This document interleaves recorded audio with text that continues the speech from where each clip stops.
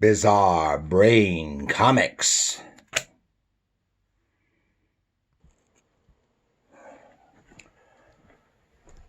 Hello.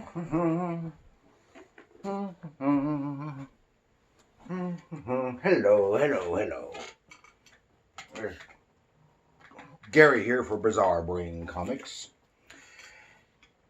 And welcome again for a little fireside chat. And what comic are we going to be talking about this time? Well, tonight we go back to World War II once again, but this time it's not what you think. This is The Invaders from Marvel Comics. Issue 17 from 1977. Now, The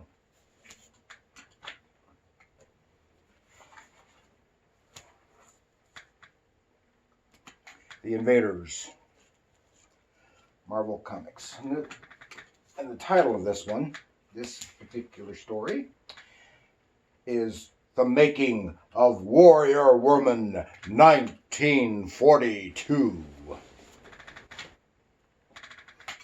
So the U.S. hadn't been in the war for very long at this point.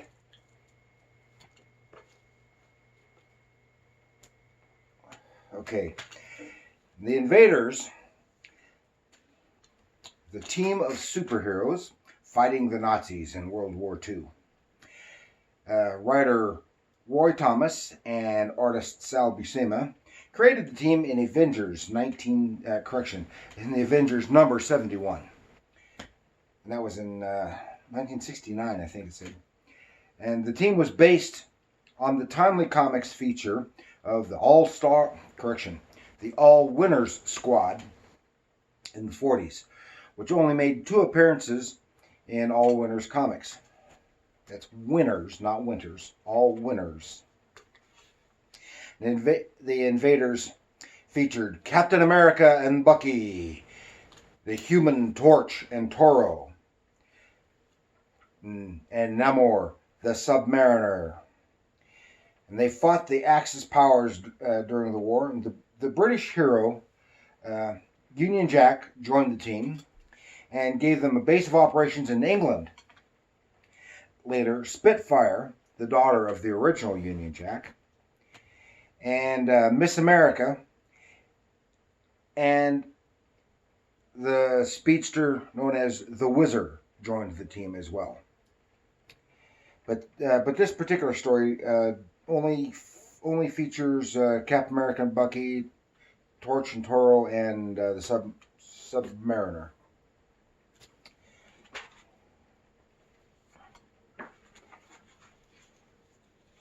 They're all very robust characters. So this tells you this was before Cap was frozen and Bucky was supposedly killed. Okay.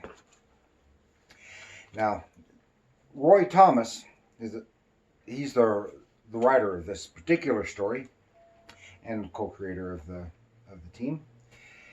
He's a writer and editor. He was Stan Lee's first successor as Marvel Comics editor-in-chief.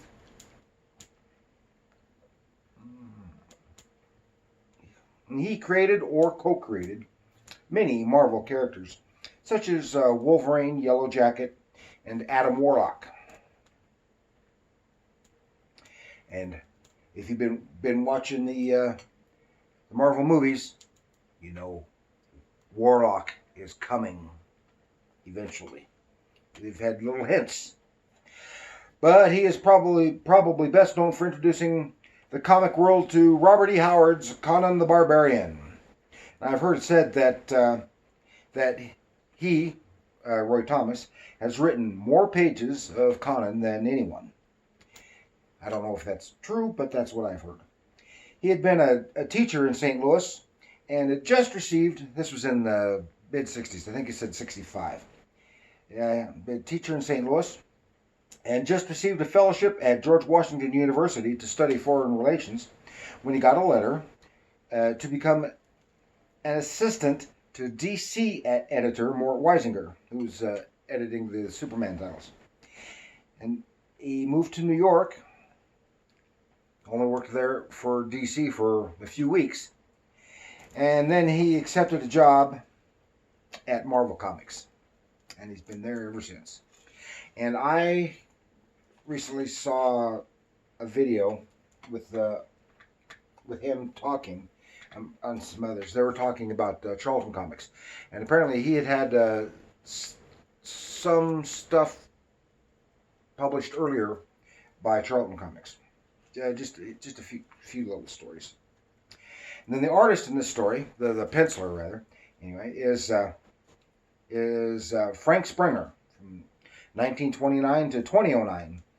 He's known for work on Marvel Comics' Dazzler and Nick Fury Agents of S.H.I.E.L.D. He also co-created an adult-oriented comic, The Adventures of Phoebe Zeitgeist, for the Evergreen Review magazine. And he earned a degree in art at Syracuse University. This was in 1952. And then served in the Army from 52 to 54. At Fort Dix, he got to use his training by drawing a lot of things for the Army. Afterwards, he returned to New York and began freelancing. He assisted on the Terry and the Pirates comic strip under George Wonder, and George Wonder took over the strip after the creator, Milton Caniff, left that strip and went to start his Steve Canyon strip. And we'll cover Milton Caniff one of these days. Then he went on to freelance for Dell Comics, and then at DC, he drew some Batman, some war comics, and the Secret Six. For Marvel, he drew some horror comics, and he bounced around from title to title, doing like Captain America, Avengers, Spider-Man, etc. And he did a lot of things over the decades. And that was Frank Springer. Now this and Frank Springer's pencils here are inked by Frank Robbins. And apparently these two guys work together a lot. And we'll talk about Frank Robbins another time too. I'll tell you a little bit more as we go through The Invaders. Ha!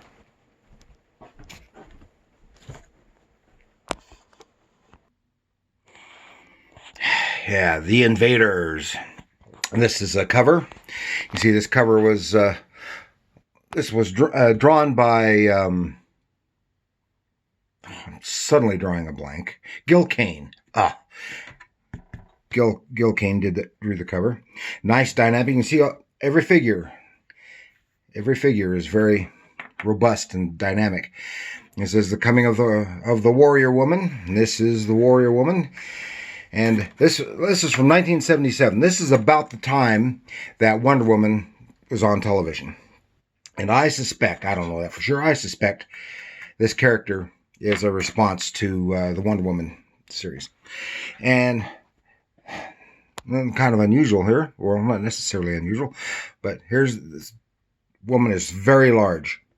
But we'll find out in the story, she becomes large, but nothing like this. But this is for dramatic effect. Some beautiful anatomy by Gil Kane, and one thing I think is just marvelous. I mean, the way the draftsmanship that it took, the perfect perspective on that swastika. Who would have thunk? The bad guys. Okay, here we go. Now we see the first page, the splash page, the making of Warrior Woman, 1942. Now you get to see the art of these guys. Now Frank Springer was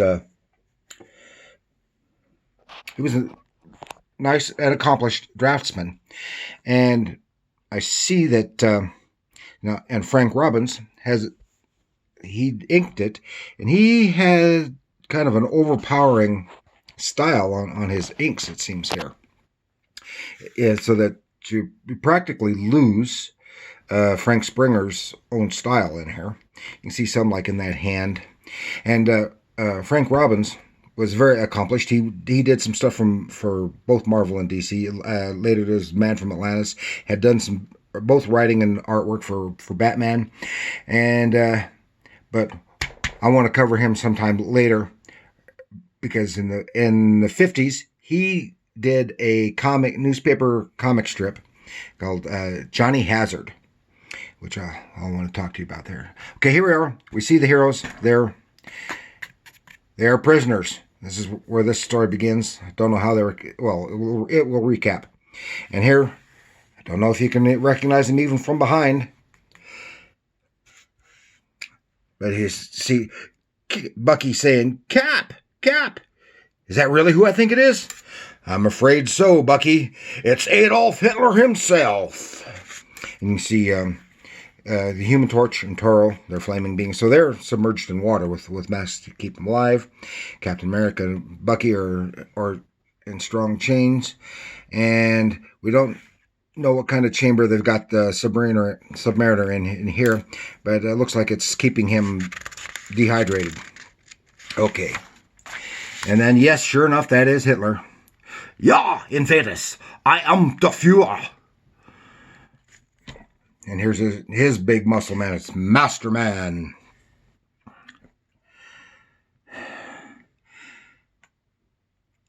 And it was Master Man is his main crony, and his equivalent to Captain America. He's a super soldier.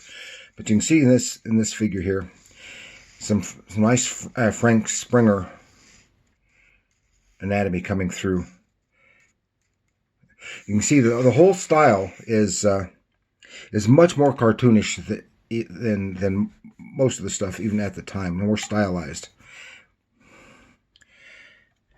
And they go to Master Man. He's boasting and then says, What power, blowhard? The first time we met, I seem to recall the Invaders sending you up the river too. It was not Master Man whom you sent to prison, but the spineless Willie Lomer." And that goes back to Giant-Sized Invaders #1. "As Willie Lomer, I was the weakest, least respected man in my local Nazi bund back in America. But brain drain managed to... oh, that's hard on my throat. Managed to approximate the super soldier formula, which created you, Herr Captain. My strength was fleeting at first, but later doses have restored it to me tenfold." And he smashes right through the wall, and that really pisses off Hitler. Dummkopf! Because he smashed it. It's in Berchtesgaden, which is one of Hitler's historical homes. Now he chews him out. Now there's their Master Man, huh? Now Submariner is goading him, and then they have the flashback. They had abducted an American. They were an American soldier in a dark alley in London. Woo! Some of the spies and Cap and Bucky had inserted themselves and tried to prevent it. And it turns out that the girl that he was with, she turned out to be a spy, and she turned the gun on him and made him come with him. And it turns out that this American soldier was a comic artist, and he had created Major Victory Comics. And in the course of we find out. Then here we see how Master Man caught them. Since the Nazis may have abducted PFC White to gain the very secret which gives Captain America his fighting prowess, Cap felt obliged to try to rescue him from Berchtesgaden, where certain traders suggested the soldier may have been taken.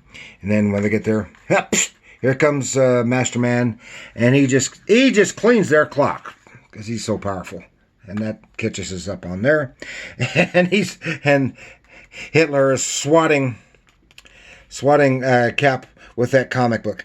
See, because they think that that'll give them the secret of the super soldier formula that had actually created Captain America, because it had too much close to the truth in that comic. And so while they're all discussing about that, Hitler just throws the comic down and they leave. But Masterman couldn't help but taking one last swipe, boom, at Namor, and that gets his little pod there kind of rocking a little bit, kind of loosens it up. And now, auf Wiedersehen, invaders. He's insane. Somewhere in this castle fortress, a man is being held captive, perhaps tortured, because of something he wrote in a comic book. There, and here you can really see the cartoonish stylization of the woman here, and she's got a comic of the book too, and she's got a whip. She's interrogating Private White. He says, I don't know anything, basically is what he said. My serial number is blah blah. Swang. And here we actually see the page describing the origin of this major victory. Everything I know about that formula is right there in that comic book, and that's nothing. But it turns out he did know a little something. She swats him around with that comic book again because he's already had the crap beat out of him. Then she uses that whip to hypnotize him. And it reveals he had a friend. He learned about the formula, had a friend who had been working on the super soldier program, and learned about the chemical, just something about potassium. Then they go and rework that super soldier formula, and said she's going to try it on herself.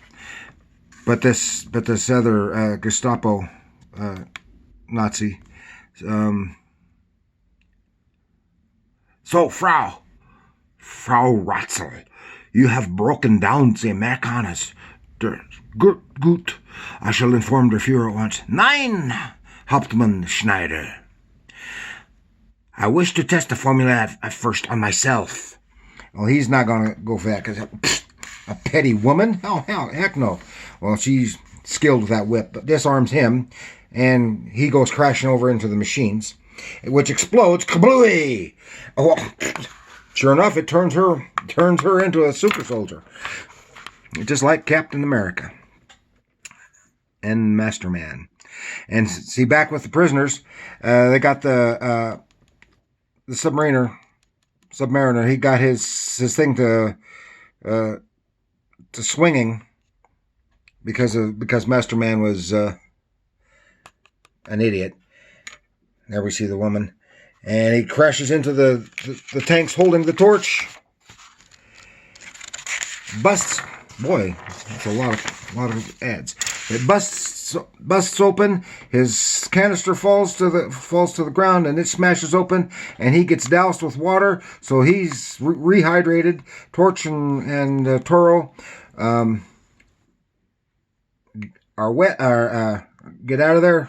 Heat up their body temperatures to dry themselves off and flame on, and they take off. Now remember, this is the original Human Torch. He shouldn't even be called human because he was an android, not Johnny Storm. He was inspired by Johnny Storm. Now there's a really nice figure right there, even though he's. And I don't think Frank Robbins could have drawn that figure. That's a Frank Springer figure. And here they are, all crowded together. That's some nice little storytelling there. Nice storytelling. I had some good in this page back here. Yeah, this page here had some nice detail in this. In the backgrounds, the detail in the uniforms, and all the action going on. Even the dog tags on Private White. That's some nice stuff. Okay, they take off, and there's Hitler, and they bust in on Hitler. This is outside Kablooey. Why, Adolf? Don't tell us you've forgotten us already. And they just clean the clock of the Nazi soldiers. They don't stand a chance. But they're up against Master Man again. Kahunk. But the Submariner, Submariner. He's pretty tough, and he can match him blow for blow. While Hitler takes off because he's a coward and he goes into hiding, and the Torch and Toro bust through the steel door because they melt it. Here's really nice figure right there too. And this figure, it's some really nice figures.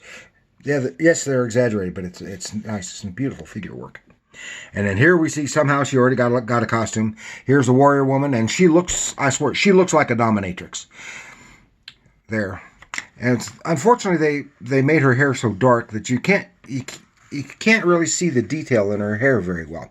She had her long hair up in a braid and then wound around her head. But then it's dark because it has the blue for the highlights, and it's difficult to see the detail there.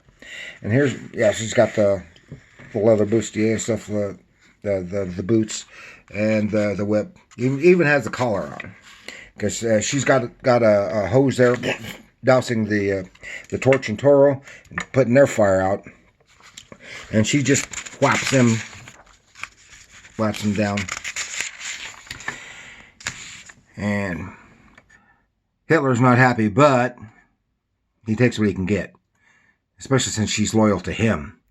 And quickly takes out Bucky. Because remember, Bucky's just a boy, and he doesn't have any superpowers.